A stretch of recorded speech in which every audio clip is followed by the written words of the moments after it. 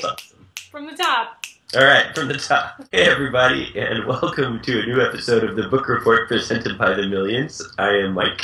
And I'm Janet. You're going to like the hell out of this episode. You're going to love this. You're going to love it. If you're not reading Katie Coyle by the end of this episode, I'm going to punch myself in the face. One of the first books that I read in 2015 is called Vivian Apple at the End of the World by Katie Coyle. In this book, there's a cult-like religion called the Church of America that has sort of swept the nation. Their beliefs are sort of a combination of like conservative gender roles, fundamental Christianity, and nut jobs. Vivian Apple's parents join the church and become very devoted, very devout Church of Americans. And then on the day that the rapture was predicted, she comes home, her parents have disappeared, and there are two like holes in her parents' bedroom ceiling. And all across the country, members of the church have disappeared without a trace. So this kind of sets off like panic in the world because everybody's like, oh, the guy was right. Like the rapture happened. Yeah.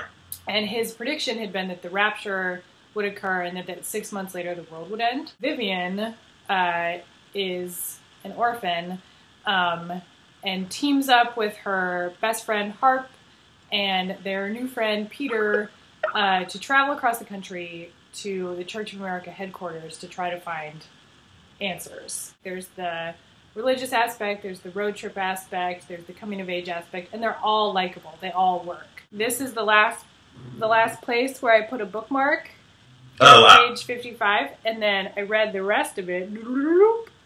The other 200 pages in one sitting. And I stayed up until 2 in the morning because it's just delight. It's just a delightful book. The only complaint I have, and I have this about every YA book I ever read, young adult books always have unrealistically wonderful boys as the love interest.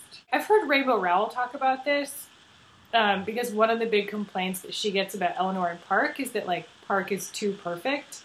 Yeah. And she was like, but I wanted to write a romantic story. I wanted to write a romantic, wonderful story, and so I needed a romantic, wonderful guy. But, I mean, all of John Green's books, all of Rainbow Rowell's books, all of young adult literature is full of these, like, sensitive, good-looking 16-year-old boys who really want to just make you mixtapes. Tousled brown hair, t-shirts. Always tousled hair, yeah. Oh, the tousled hair in young adult literature. None of these guys ever heard of a comb? No. Too busy thinking up cool dates. The two things that like children's and young adult literature really taught me, and I genuinely 100% believed, was that I would have a best friend.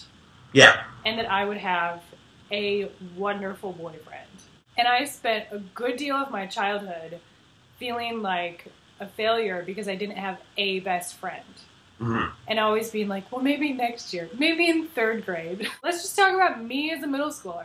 Like, when That's what I thought we were going to be talking about anyway, yeah. When I was in groups of friends of like 3 or 4, I was always trying to break them up so that it would just be me and one person. Yeah. And it's because of literature. There's actually, there's one guy that I grew up with who, so when we were growing up, he was like one of the nerdy smart kids with me. Yeah. He's like really skinny, he had glasses, he really liked to draw. When we got back from the summer after 7th grade, it was like, whoa, like, just like in the movies, like his voice changed, he got contacts, he got a haircut. Like, he got really popular. And I always wanted to be like, I have always liked him. Like, you just started liking him this year because he looks great. But I have always liked him. But other than him. Yeah. Like, these boys they don't exist. And I don't know.